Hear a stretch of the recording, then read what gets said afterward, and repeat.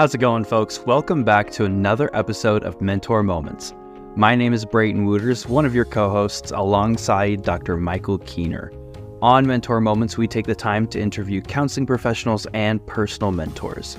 As you know, this season we've been chatting a lot about leadership, technology, career development, and counseling as a profession.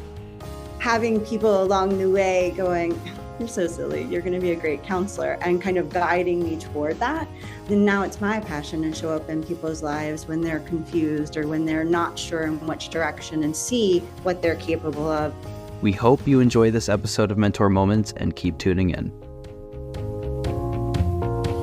On this awesome episode of Mentor Moments in season 3, if you can believe it already, we have Heather Hanvy. Heather, tell us a little bit about you. What do our listeners need to know? Sort of a brief history of your career. Oh, brief. That is not my gift set, but let's see. I guess I would start by saying I'm a certified rehabilitation counselor, and I'm also a licensed professional counselor in the state of Missouri. Career. I currently am an educational support counselor for a school district. And so I function a lot like a crisis counselor. And I also am a private practice counselor in a private practice group. And I teach mental health first aid, or youth mental health first aid, actually, for Flourish St. Louis, which is a nonprofit who specializes in trying to provide information and services to different under-resourced communities. I think our listeners would love to maybe compare and contrast the private practice versus the work you do in the schools. In the schools, I function as part of the educational team. So though I do see students or work with families, it's really it's not ongoing counseling services. So I work more as they come in, we talk about what's going on, and then I will guide them through that moment. I will communicate with families. I will resource them, make sure that they have individual therapy if they need it, make sure I'm teaching the family different skills or helping them access resources. So a little bit of like a social work sort of hat. I'm also part of our special education team, and so I help service children with disabilities in the school setting. So I might be called to help understand the mental health aspects of their disability, or help teams understand how to best support them in the class. And in that part of the role, I attend their individual education plan meetings, and I can do some testing. I do our anxiety testing for some of our students. And I just kind of function with the team. I'm on the crisis team in the building, and I help kind of think through how we respond to different things, whether it's a child who's having just a moment of big dysregulation, or if it's someone who's having suicidal thoughts, or if it's an actual, a big building-wide crisis. So I'm part of that team. And then in private practice, I chose, because I love teamwork. I love being part of a team. And so I was always really nervous about going into private practice, because I felt like that was such an isolating experience. In my mind, that's how I had pictured it. And so I was really excited. A colleague of mine from the school district had retired, and she had moved into private practice, and she invited me to come and talk to the owner of the practice I'm in. And they really work as a team. So we have weekly team meetings where you can come in and you can staff cases and you can talk through things. They provide ongoing continuing education credits for the staff, so we can sign up to be a part of that and learn together. And I would say the difference there is it is the ongoing counseling. So I get a client and we create a treatment plan together, and I see them for counseling across their treatment. And then I will work with families. I will work with, I've got some marriage counseling. I've got some adults. I've got some teenagers. So it's kind of just a spectrum of different age groups and stuff. Our listeners, they have inquiring minds. They like to compare and contrast it. The reason why I say that, and why you're an ideal guest, is I think we have a mean, they're hiring more and more counselors to work in the school system, and I guess I'm meaning more of the crisis counselors, because obviously there's the career guidance counselors that have always been part of the school. And again, from our students, more and more of our students like want to explore private practice and see sort of the flexibility, and whether it's full-time, part-time, evenings. And so it's just interesting, I think, to see how you're making it work and fit, and kind of our listeners can't see the smile on your face, but when you were describing these things, we could see you sort of being excited and smiling about sort of what you get to do, and how you get to work with people in your career. Yeah, I will say I love all of my jobs. I am passionate about it. I love coming into the building. I love being a part of the teams.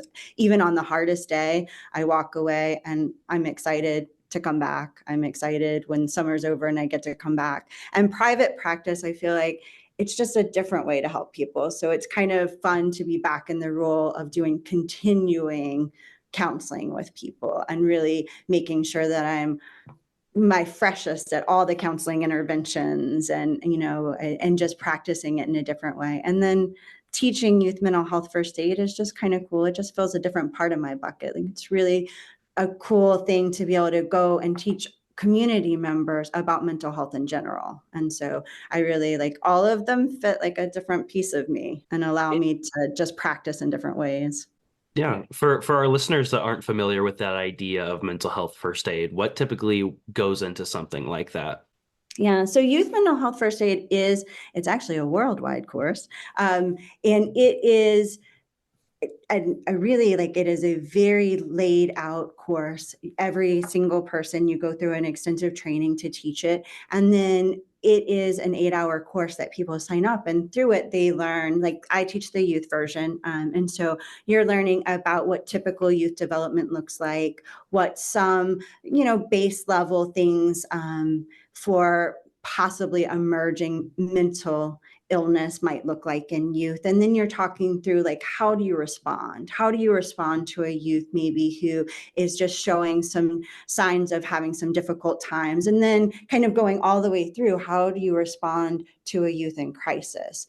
And how do you then route them to the people who are able to help? How do you route them to a counselor? How do you get them to emergency help if they're having a medical or a mental health emergency? And so it's really just helping community members. And then my favorite part is when they ask questions and getting to like really break it down and talk about the things that they're experiencing and that they're worried about, and helping them feel more prepared in their roles. A lot of times we're getting staff members in schools, or church members, or we're getting people who maybe are just really involved with their grandchildren or babysitting, and they just have questions.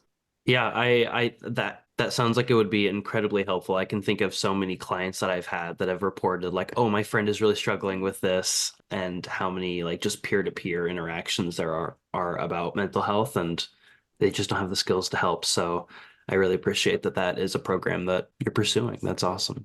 Yeah, it's really cool. And they do have one now that's like, I teach adults how to respond, but now they have one that's teen to teen. So they're teaching teens how to respond too, for the exact same reason, because we see all types of teenagers that want to be helpful, but they don't have the skill set and the training, and they don't know how to self-care after they've helped someone, and they don't know when to seek help and what's a crisis level situation. So yeah, all of those. Shifting gears a little bit, something that we chat quite a lot about on this podcast is career development, different stages, kind of where we find ourselves in that development in our careers. Where would you say you are? I guess I would say maybe mid. I'm, a decade into actual outside of graduate school practice. So I would say mid. I came into this late. So I started out many, many years ago, like when I was, the age, a lot of people go to college wanting to be a teacher. And then I had just some life circumstances with some family things come up. And so I took a step back. And when I returned back into Maryville, and they sort of helped me find my path, or I would say maybe saw in me something I didn't see in myself yet and helped me find my way to Dr. Keener and helped me find my way to the program. And so, yeah, I mean, I'm just getting started. I have all kinds of ideas about the things that I'd like to do throughout the course of this. Does that answer it? Yeah, and you, to me, you led right into the next. We go off script sometimes, but you led into our off script question. Is there, you kind of mentioned what's next, but is there like this milestone you want to accomplish before? What do you see as next, the next phase of your career? I really, that's such a good question because each thing fills a different bucket. Like I really enjoyed my time getting to be an adjunct and teach internship and practicum courses. And I enjoy teaching the youth mental health first aid. I think ideally, I'm going to stay in the school district for as long as I feel like I am being able to keep up with the pace and do it in a way where I'm showing up every day with the kind of energy that is needed. Then I see myself probably trying to do more teaching or more trying to find different programs or agencies that I can help educate, whether it be parents or whether it be community members, just that advocacy piece of teaching about mental health outside of our field. And then I think I'm just going to stay in private practice as long as people will continue to come and trust me with their stories and allow me into their lives. Yeah. Well, I was just going to say, as we always do, to me, and maybe that's the rehab counselors in us, that we like to understand people's journeys and what they find meaningful. And again, there are so many, looking back at students and myself included, that maybe this was our second career or second path. Like we didn't obviously come to undergrad saying I'm going to be a counselor, and then just maybe the commonality of a lot of us coming from an education perspective or finding the same similar things, working with students as we do working with clients from a counseling, mental health, vocation perspective. Yeah, I would say too, I mean, for me, I had those lived life experiences of having mental health sort of come into my life in a way where I had to learn a lot as a family member, as a parent. I had to learn the educational system from a parent needing to get services for a child. And then just kind of navigating along. I mean, this is probably long-winded, but I was in Katrina, and so as someone who then had a life disruption to that extent, and so I feel like, I don't know, I feel very passionate about the fact that I showed up going back to school in a psychology degree with, hilariously, the only thing I knew is that I did not want to be a counselor, and having people along the way going, you're so silly, you're going to be a great counselor, and kind of guiding me toward that. I just feel like now it's my passion to show up in people's lives when they're confused or when they're not sure in which direction, and see what they're capable of and what I don't know, what their strengths are and where they might can head, and help them kind of find that for themselves. So yeah, I mean, I do think sort of that journey sometimes takes twists and turns we don't expect, but then it ignites a passion and an empathy that I don't know that I had at 22, 23, 24, 25. Yeah, I mean, you've practically already like answered what our next question was going to be, which is awesome. But are there any other like any or ones that you kind of already shared that you want to expand on, any more of those like impactful moments that really like shift gears for you, shifted that trajectory for what you thought your career was going to look like, what you didn't expect? Absolutely. I mean, I think like one, I've always loved schools and education and all of that sort of, I don't know, just that part of the work world.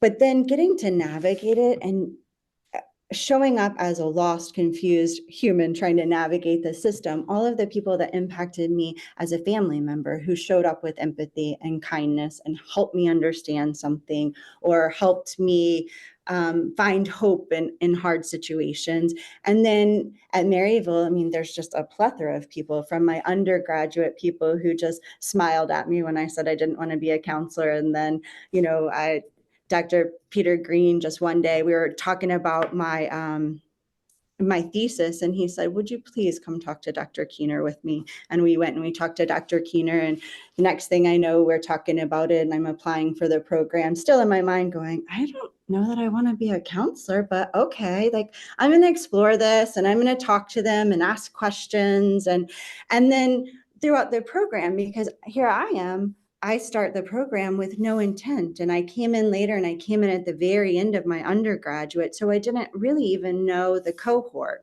They all knew each other. They had been through all these classes, and here I am. I just kind of show up on the picture. And so it was really cool to have, Dr. Keener, Dr. Bertolino, Dr. Klein step in and go, you're going to be good at this. Here, let me help guide you. And answer my million questions and all the times that I showed up nervous about it.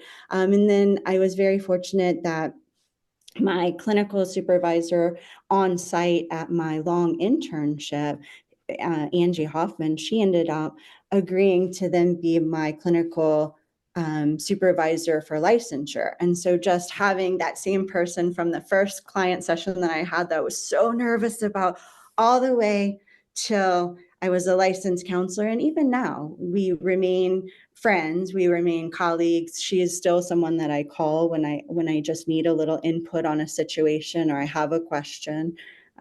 So yeah, I mean, lots of people. And then in every setting, because I love talking to people and I love questions and I always want to learn. And so in every school I've showed up at, there's been people to guide me and help me understand maybe the special education world a little bit more and the terminologies and the things, or people to help guide me on how to navigate the system of a school district. And yeah, does that answer your question? So I've had lots of great mentors and bosses along the way in every agency, and I still remain in contact with most people that I've worked with, honestly. I think I just always take to heart what Maryville said over and over again: the people you're in school with and the people that you work with are your network. These are your people. And so I just keep that going. Well, that is heartwarming and also ironic. With mentor moments, and we were sort of like, I mean, you just hit the mentor piece of that, where again, those it was in fact the impactful conversations you had with people, or that reinforcing or seeing the unpolished talent or unrealized talent, and now you have that chance and to give back and sort of ignite the next generation of counselors as well. Well, and I was just thinking that too, like the amount of like newer therapists that are entering the field that feel so unsure of themselves. It must be nice to hear that from somebody that's got a decade under their belt say the same thing and say like, oh, I didn't think I was going to be a therapist. I didn't want to be a therapist. That's reassuring to hear. I hope so. I mean, that's one of the things that authentically I always shared in the start of an internship class was my story and how it came to be and how nervous I was and all the different steps along the way. And my hope in being authentic was just to say, it's okay. Like, it's okay. It will keep you, hopefully, right? It will keep you searching for, different techniques that make you feel more confident, and it will hopefully keep you connecting and making sure you're checking in with clients along the way to make sure that it is having an impact on them. I know you probably, I don't know if you can answer this because we sort of been talking about it, but we'll ask and we'll see what you say. So are there things in your career that surprised you? I mean, the whole thing. Right. That's what I'm saying. You could have already answered it. So besides the whole thing, besides becoming a counselor, but maybe once you embraced it, or was there, Yeah. I mean, I think that's a great question. So I always laughingly say, like, I do the things scared, right? Like, I was so afraid, and I went, I mean, okay, I'll go talk to Dr. Keener. Okay, I'll apply for this degree. Okay, I'll start this. And then as I got out, like, each job has had like a little bit of nervousness, like, oh, okay, I can do this. And I take on a little bit more, maybe, bigger roles each time. When I first decided to come and teach at Maryville, I was so nervous. It was so different than what I was doing. And I had just gotten super comfortable in my ability to do this. And I was like, all right, I'll try this new thing. And then I loved it. Like, it was such a great, fun experience. And I loved being that part. I remember being so nervous when I first started training to do the youth mental health first aid classes. So nervous, because it was just so different than, it wasn't maybe small classes, it was big classes, and it was 8 hours worth of material, and it was just very different. And I love it. And so I guess maybe that's it. Like, each little thing that's new or different that I try, I get a little nervous about, because it's something that I didn't see myself necessarily doing. Like, this is going to seem hilarious, but I decided not to take public speaking in college. I tested out because I am scared of public speaking, which now seems really hilarious because I enjoy doing it. Like, I give presentations at work, and I do, have taught and done all those things. So yeah, that was a very lot of words. Did it make sense? Those were the best words ever. All right. No, I think, again, without knowing what your sort of mentor moment is to share, now maybe you have two, because I heard one there that when we feel comfortable, perhaps that's the time to then risk, or to push yourself, or to stretch, or maybe you don't know you feel comfortable, but just stretching can be a good thing. So Yeah. I mean, I think that. I mean, I think sometimes it's just leaning in and trusting yourself, and trusting that the people that you surround yourself with, your mentors, are guiding you. Choose your mentors well, I guess, right? We don't want people guiding us into things that we will be terrible at, but choose your circle well, so that you can say, hey, I'm interested in this. Do you think I'd be good at this? Tell me a little bit more about it. And then, yeah, sometimes just trying the thing that's scary that you're interested in, just to see.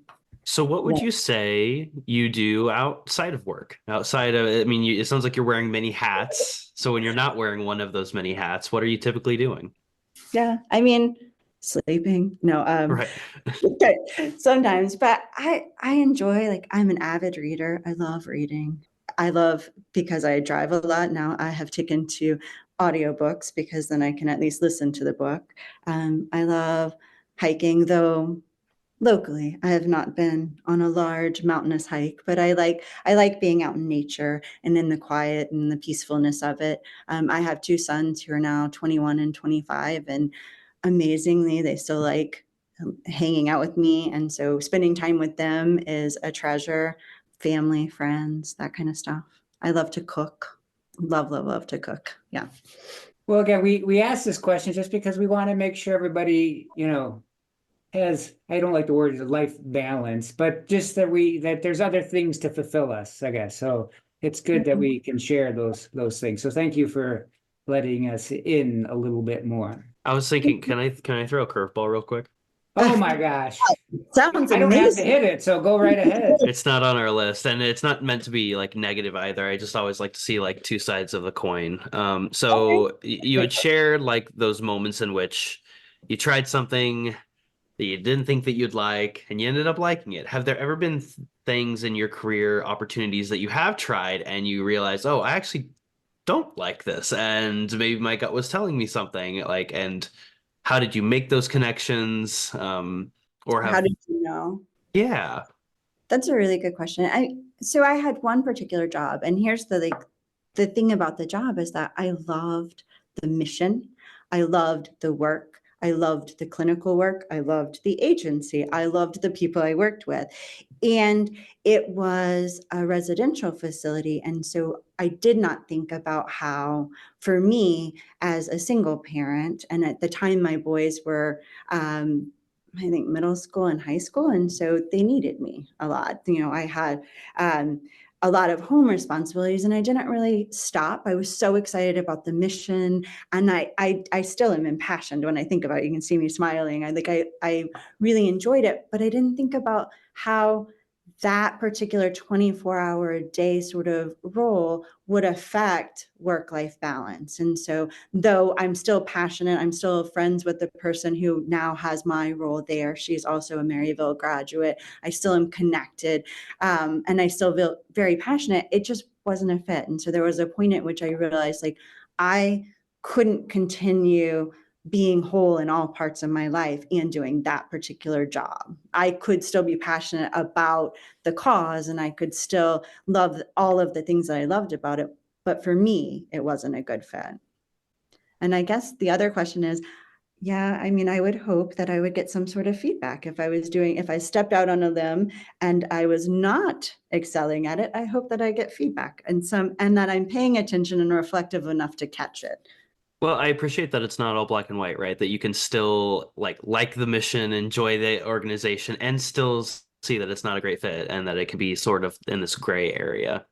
Yeah, I think that's kind of the important thing. Like, sometimes it really is about the things outside of the job. Sometimes it really is, am I still the best mom I can be? Am I still able to take care of myself and my needs and show up and be what I need to be for the job and for the people that I'm serving and the people that I'm providing therapy for? Am I present for them? Am I present at home? So, yeah.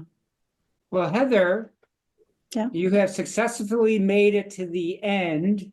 All right. Now you get to share your mentor moment, something that you want to sort of a gift that you're giving to our listeners. Okay. All right. I love any sentence that has brilliant and then something I'm going to say. I think that is cute. Let's see. I mean, my favorite quote, and I have it on my email, is courage doesn't always roar. Sometimes courage is the quiet voice at the end of the day saying, I will try again tomorrow.